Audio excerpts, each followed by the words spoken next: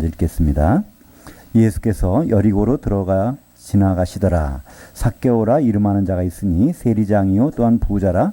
그가 예수께서 어떠한 사람인가 하여 보고자 하되 키가 작고 사람이 많아 할 수 없어 앞으로 달려가서 보기 위하여 돌감람 무화과나무 위에 올라가니 이는 예수께서 그리로 지나가시게 됨이러라.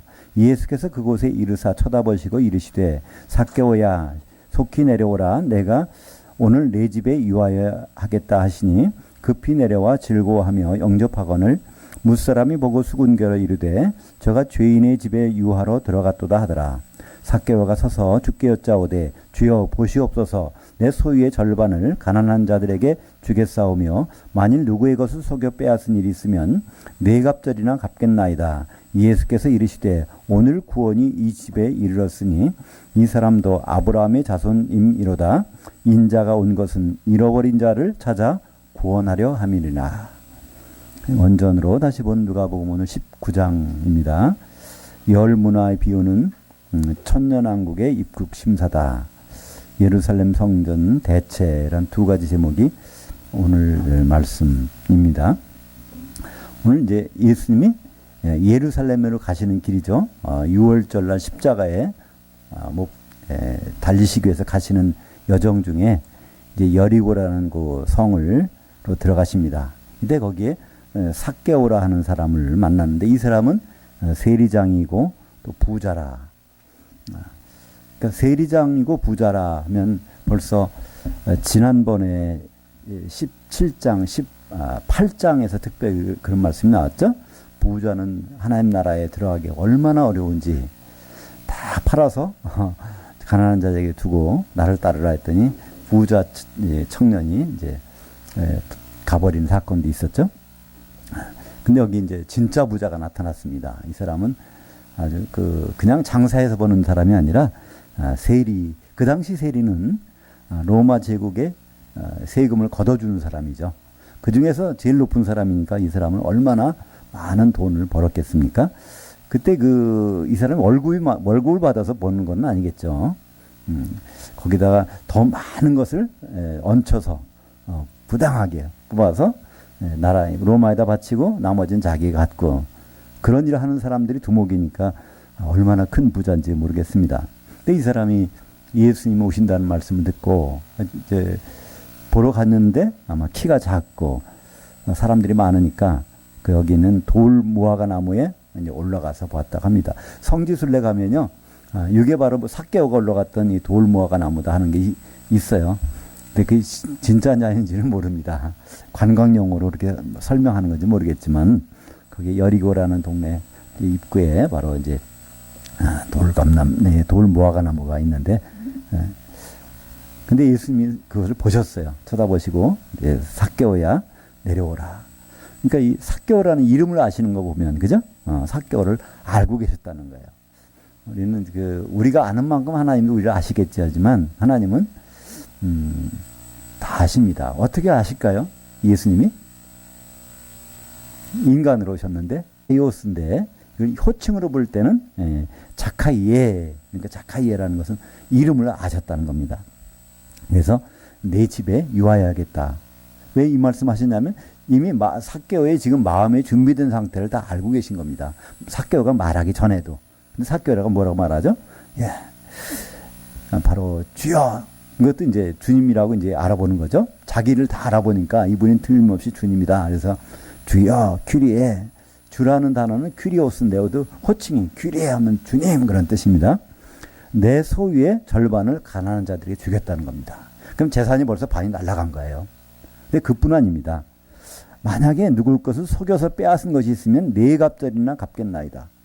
그럼 이거는 어떻게 된다는 얘기예요? 세리 자체가 돈을 벌 수 있는 수단이 없거든요. 더 많이 걷어가서 속여서 빼앗아서 그 다음에 정부에다 바치고 자기 갖는 건데 이거 다 빼앗은 거거든요. 세리로서 부자가 되려면.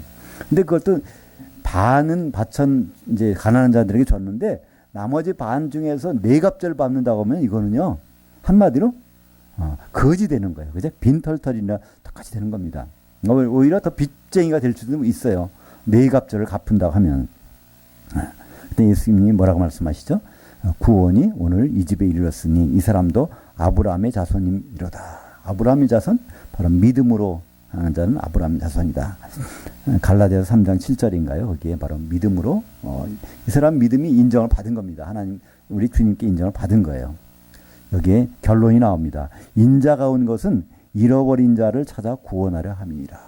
여기서 잃어버린 자라는 것이 무슨 뜻일까요? 하나님이 이렇게 데리고 다니시다가 딱 놓쳐서 어디 떨어진 그런 뜻일까요? 아닙니다. 여기서 잊어버린 자라는 것은요, 완전히 폭삭 망한 자라는 뜻입니다. 예수님 때문에 예수님을 얻기 위해서 자기 걸 다, 사실 여기서 잃어버린 자라고 하는 단어는요, 그 동사 아폴림이라는 단어에서 왔는데요. 아폴림이라는 단어인데요. 이것은 완전히 멸망하다, 죽어버린다 그런 뜻입니다. 완전히 존재가 다 완전히 죽어버리는. 사실은 이 부자가 재산 다 날라버리면 죽은 사람이랑 똑같잖아요. 그죠? 이렇게 그런 사람.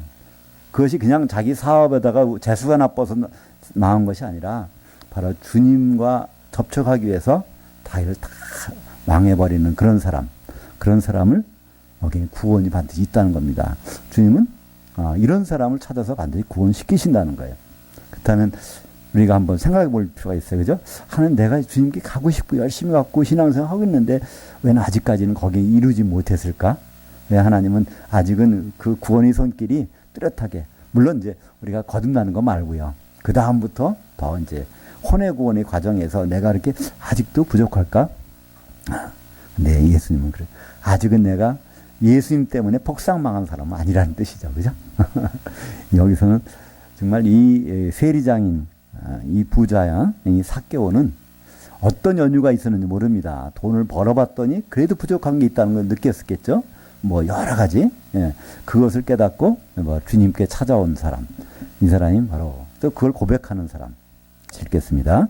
예수께서 그를 보시고 이르시되 재물이 있는 자는 하나님 나라에 들어가기가 얼마나 어려운지 낙타가 바늘기로 들어가는 것이 부자가 하나님 나라로 들어가는 것보다 쉬우니라 하시니 듣는 자들이 이르되 그런즉 누가 구원을 얻을 수 있나이까 이르시되 무릇 사람이 할 수 없는 것을 하나님은 하실 수 있느니라.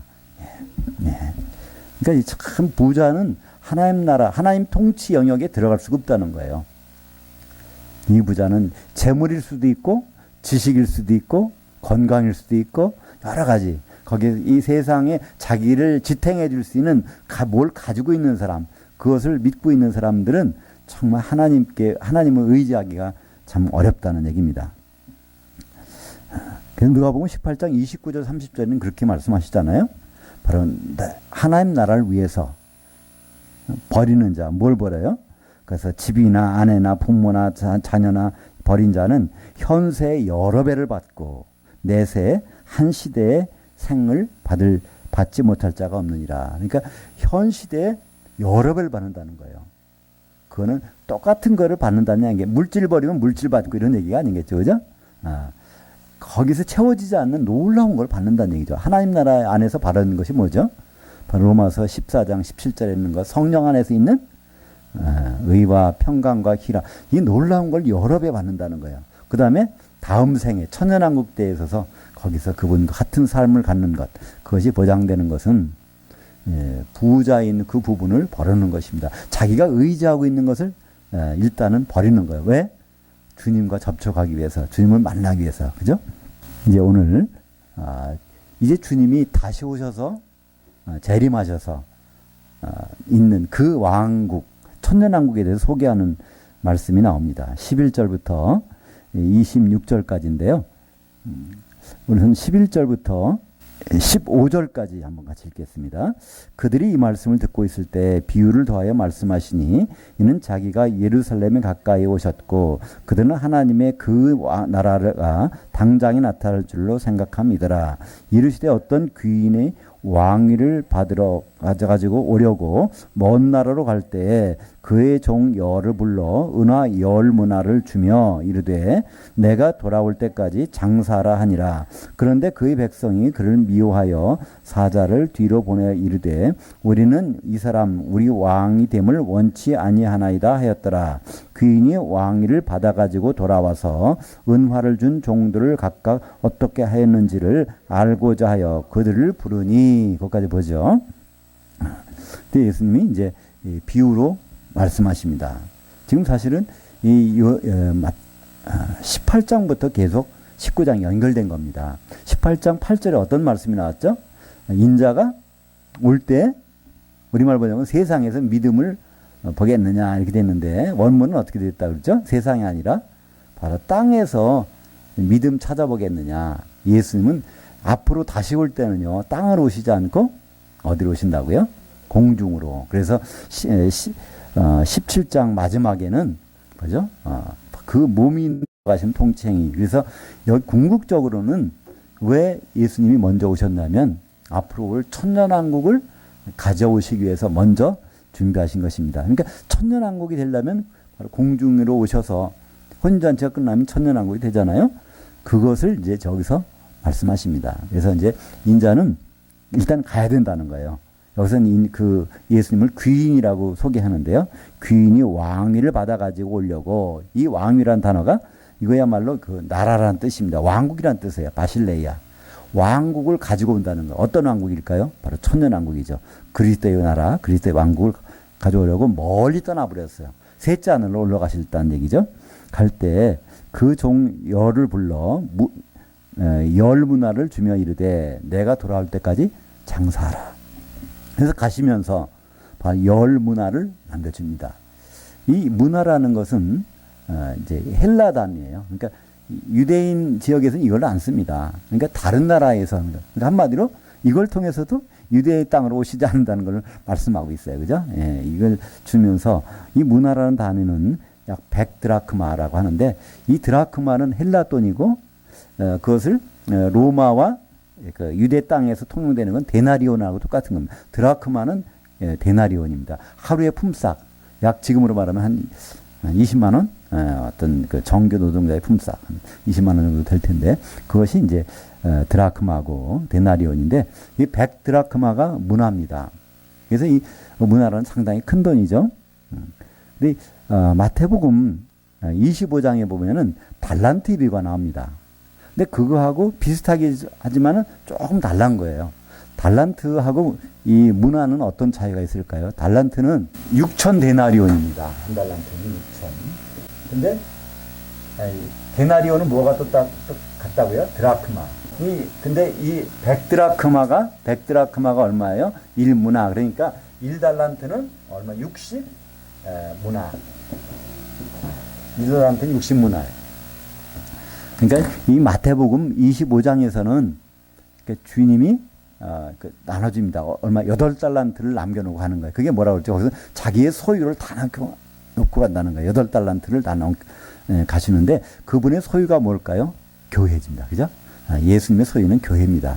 그러니까 이 달란트의 비유는 그분의 교회를 맡기고 간 걸 얘기하는 것이고, 오늘 이 누가복음에서 이 문화는 그 교회를 맡기고 간 것이 아니라 우리에게 각자 이 일을 주셨다는 거예요. 이 일을 어떻게 하는가. 그러니까 이 8달란트, 전체 8달란트죠? 5달란트 줬지, 2달란트 줬지, 1달란트였으니까 8달란트가 전재산, 예수님이 놓고 하신 전재산. 이게 8달란트 하면은 몇 문화 정도가 될까요? 480문화? 그죠? 예. 그러니까 480문화 중에 있는데 사실은 이걸 다 준 게 아니라 여기는 10문화만 가지고 이렇게 나눠주는 거예요. 여기서 자기의 소임을 다 해보라는 거예요. 여기에 보니까 장사라는 단어가 있는데요. 이 장사라는 단어가 프라그마 튜오마이. 성경에 딱 한 번 나온 단어입니다. 작은 일에 믿음을 지켰으니까 5고을을 다스리라. 열 문화 남긴 사람한테 그러죠? 예. 그다음에 5 남긴 사람한테도 또 마찬가지로 이렇게 해주는데, 한 문화 그냥 묻어도 나온 사람은 어떻게 하면 그거 뺏기죠? 뺏기고 이제 쫓겨납니다. 그러니까 여기서 바로 이 장사라는 것은 하나님 우리에게 주신 일이 있는데 그것을 소홀히 한 사람. 어떻게 왜 소홀히 했습니까? 이 사람은 아니, 바로 이 당신은 이런 사람인 줄 알았기 때문에 자기 판단으로 평가해 가지고 그래서 아무것도 안 하고 있던 사람. 이 사람은 나중에 거기서 큰일 나게 되죠. 그리고 나서 마지막에 왕됨을 원하지 않는 저 원수들 이리로 끌어다가 내 앞에서 죽이라. 마지막에. 그러니까 왕됨을 원하지 않는 사람 누굴까요? 바로 예수님은 왕으로 오십니다. 예수님이 재림을 원하지 않는 사람이 있는 거예요. 그죠? 결국은 우리의 신앙은 사실 예수님 다시 만나는 것입니다. 예수님은 재림하시고 우리는 바로 공중에 올라가서 그때부터 펼쳐질 것을 준비하고 그 세상이 안 좋고 그거보다는 여기 현실에서 머물러 있는 거. 이건 결국 왕됨을 원치 않는 거예요. 그죠? 그런 사람들은 거기서 큰 심판을 당하게 될 것입니다. 한마디로 그것은 그리스도의 심판되고 동시에 여기에 천년왕국에 들어가는 입국 심사라고 볼 수 있어요. 그죠? 천년왕국에 들어가는 사람과 못 들어가는 사람. 여기서 왜냐하면 이 왕위를 가지러 가는 천년왕국을 가지러 가서 천년왕국이 이루어질 때 거기 들어오는 사람 그 문화를 나눠준 걸 보고 그걸 평가하시겠다는 것입니다. 나눠줄 때는 장사라. 또 그것을 평가할 때는 장사였는지는 디아프라구마 티오마 이거다 디아가 붙었어요. 디아라는 것은 뭐를 통해서 집중해서 그걸 하고 있었는지 그 일을 그냥 팽개쳐 버리고 있었는지 그러니까 그 맡은 일을 그것을 끝까지 붙잡고 있는 것을 얘기를 하죠. 이제 여기에 10문화를 남겨줬는데 다른 사람들은 얘기를 안 했어요. 첫째, 둘째, 셋째하고 끝나버렸는데 다른 사람들은 어떻게든지 결과는 안 나오지만 마찬가지일 겁니다. 맡은 일이 과연 그것을 했는지 안 했는지. 그러니까 우리는 사실 주님 만날 때요. 그게 중요해요. 내가 많은 일 했다는 거 중요한 것이 아니라 나에게 뭘 맡겨주셨지? 그 일을 했는가를 보는 게 중요하지. 다른 일을 아무리 해봐야 아무 소용이 없다는 얘기예요. 그죠? 그러니까 분명히 우리에게는 주님이 왕으로 오신 나라가 있습니다. 요한계시록 11장 15절 볼까요? 일곱째 천사가 나팔을 불매 하늘에 큰 음성들이 나서 이르되 세상 나라가 우리 주와 그의 그리스도의 나라가 되어 그가 세세토록 왕노릇 하시리라 이렇게 나오는데요. 바로 그분이 왕으로 오는 그리스도의 나라, 그리스도의 왕국 이것이 바로 천년왕국입니다. 언제? 일곱째 나팔, 마지막 나팔이 불리면 재림이 하시고 그때에 이제 천년왕국이 있다는 것 분명히 성경에서는 여러 군데서 말씀하고 있죠. 그래서 마태복음 25장 거기에서는 그 교회를 맡겼을 때 교회를 어떻게 이루어가고 있는가를 하시는 것이고 누가복음에서는 각자가 맡은 일을 수행했는지 안 했는지 그럴 것입니다. 바로 고린도후서 5장 10절 이는 우리가 다 반드시 그리스도 심판다 안에 매는 줄로 성령이 하나 되게 하신 것을 힘써 지키라. 몸이 하나여 성령도 한 분이시니 우리에게 맡겨진 일은 다른 일이 아닙니다. 하나 되는 거예요. 하나 되려면 내가 다른 사람과 관계를 맺어야 됩니다. 그 사람이 있어야 하나 되는 일이 벌어지지 나 혼자 하나 되는 일은 될 수가 없단 말이에요. 그죠? 한 문화 가지고 계속 이건 아무 소용 없어요. 그것이 두 문화가 되든 다섯 문화가 되든 열 문화가 되든 그런 속에 있는 사람만이 바로 그 왕위를 받은 천년왕국에 들어갈 수가 있다는 얘기입니다. 그래서 우리는 많은 사람들이 혼동을 합니다. 복음 전하라고 그랬으니까 복음 전해야지. 근데요, 복음 전하는 것은요, 성도들에게 복음 전하는 말은 성경에 없다니까요. 사도들에게 하신 말씀이죠. 그래서 그러면 성도는 놀고 있으란 말인가요? 아니요. 성도가 해야 될 일이 분명히 있단 말이에요. 그래서 그 부분을 구분해서 설명하는 것이 에베소서 4장 11절에 보면은 거기에 사도와 누굴 주셨어요? 선지자, 복음전도자, 목사 곧 그를 교사로 주신 목적이 뭐냐면 그들 주신 목적은 꼭 성도들 때문에 주셨다는 거예요. 그래서 사도행전 에베소서 4장 12절 그죠? 에베소서 4장 12절이 바로 우리 성도들이 반드시 해야 될 일입니다. 이것이 바로 문화예요. 우리가 갖고 있는 다른 문화. 이 문화는 뭘까요? 그것은 이는 사도들 주신 그 이유는 성도들을 온전하게 하여 집사일을 하게 하며 그리스도의 몸을 세우려 하심이라. 예수 그리스도의 몸은 하나밖에 없습니다. 그죠? 그것이 교회죠. 이것이 바로 성도들에게 그때 여기서 뭐라고 그랬죠? 그 온전하게 한다는 말은 찢어진 그물을 꿰매주는 것. 그 일이 바로 지금은 목사님들이 하실 일이죠. 뭐가 찢어진 그물일까요? 하나님 일을 하려고 그러는데 그물 찢어진 거 갖고 하면 안 된단 말이에요. 그죠? 아무리 이거 읽어봐야 이게 자꾸 이상해. 뭐가 다 빠져나가요. 그러면 안 되니까 그것을 바로 찢어진 그물을 꿰매주는 사람. 목사님들이 그런 역할을 하면 바로 사도들이 말을 목사님들이 다 꿰매서 그걸 전달해주면 그 집사일, 바로 집사라는 것은 집안일을 하는 사람들입니다. 하나님의 집은 교회죠. 그래서 그리스도의 몸을 이루는 것. 이것이 우리에게 준 그 문화인데 나중에 가서 이거는 가만 한 문화로 남겨놓고 다른 일 이거 했는데요 저거 했는데 해봐야 무슨 소용이 있겠습니까? 그죠? 데살로니가 후서 2장 1절 같이 보겠습니다. 형제들아 우리가 너에게 구하는 것은 우리 주 예수 그리스도의 강림하심과 우리가 그 앞에 모임에 관하여. 이때 모임은 보통 모임이 아닙니다. 성경에 딱 2번 나오는 단어 에피 쉰아고게. 그래서 이 쉰아고게라는 것은 이게 자체가 모이는 거예요. 에피라는 것은 어떤 목적, 초점을 가지고 짤딱 달라붙는 겁니다. 이것이 한 문 더 나온 데가 어디냐면 히브리서 10장 25절에 쉰이라는 거 한꺼번에 같이 에피 집중해서 모이는 것. 거기선 우리말로 어떻게 번역되어 있죠? 히브리서 10장 25절은 모이기를 피하는 어떤 사람들의 습관같이 하지 말고 바로 우리는 더욱 그날이 올수록 더욱 그래야자 하면서 근데 그러니까 그걸 가지고 우리는 모이기를 잘해야 되나 보다 이렇게 예수님이 이제 이동해서 가는 그 장면들이 나옵니다. 28절부터 36절까지 한번 같이 읽겠습니다. 예수께서 이 말씀하시고 예루살렘에 향하여 앞서서 가시더라. 감람원이라 불리는 산 쪽에 있는 벳바게와 베다니에 가까이 가셨을 때 제자 중에 둘을 보내시며 이르시되 너희는 맞은편 마을로 가라. 그리로 들어가면 아직 아무도 타보지 않은 나귀 새끼가 매어 있는 것을 보리니 풀어 끌고 오라. 만일 누가 너에게 어찌하여 푸느냐 묻거든 말하기를 주가 쓰시겠다 하라 하시매 보내심을 받은 자들이 가서 그들에게 말씀하신 대로 만난지라. 나귀 새끼를 풀 때 그 임자들이 이르되 어찌하여 나귀 새끼를 푸느냐 대답하되 주께서 쓰시겠다 하고 그것을 예수께로 끌고 와서 자기들의 겉옷을 나귀 새끼 위에 놓고 예수를 태우니 가실 때 그들이 자기의 겉옷을 길에 펴더라. 그래서 예수님이 이제 예루살렘 여기 벌써 이때 뭐가 벌어졌죠? 전날 저녁에 베다니라는 동네에 잔치가 벌어져서 이게 베다니가 향유를 깨뜨려서 예수님께 붓는 장면이 나옵니다. 그것이 이제 6월절 엿새 전에 베다니 도착해서 그날 저녁에 닷새 전에 그러니까 출애굽기 12장에 보면 6월절은 닷새 전에 죽일 양을 선택을 하는 게 나와 간택하는 것. 그때부터 4일 동안 점검을 해야 되는데 이것이 흠이 있는지 없는지. 그러니까 예수님은 그래서 닷새 전에 선택이 되셨어요. 그럼 4일 동안 점검받아야 돼요. 율법에 의해서 흠이 있는지 없는지. 근데 율법을 담당한 자들은 어디 있습니까?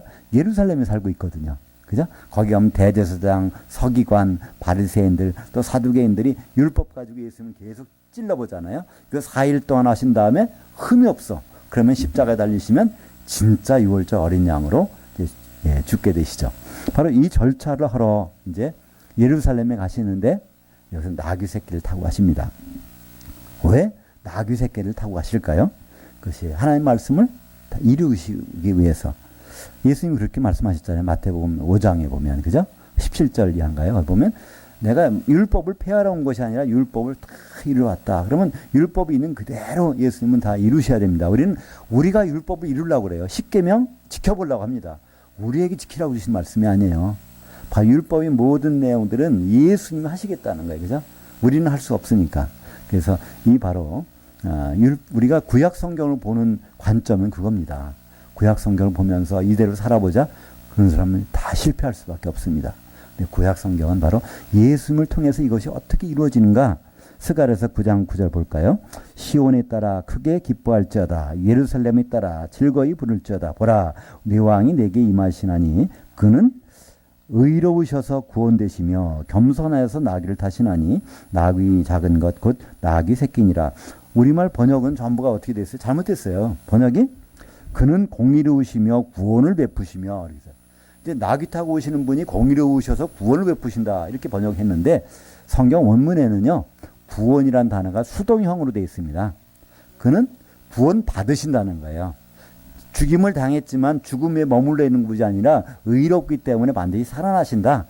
그것을 증명해 주신 분이기 때문에 왕은 왕인데 그때 왕권을 갖고 있는 전에 바로 이제 백마를 타고 오시는 장면을 말씀하고 있습니다. 이건 왕으로 오신다는 뜻이죠. 37절, 38절 읽겠습니다. 이미 감람산 내리막길에 가까이 오심에 그 제자들이 온 무리가 자기들이 본 바 모든 능한 일로 인하여 기뻐하며 큰 소리로 하나님을 찬양하여 이르되 찬송하리로다. 주의 이름으로 오시는 그 왕이여 하늘에는 평화여 가장 높은 곳에는 영광이로다 하니. 여기서 제자들이 너무 신이 났어요. 왜 신이 났을까요? 자기들이 보았다는 거예요. 그 능한 일을.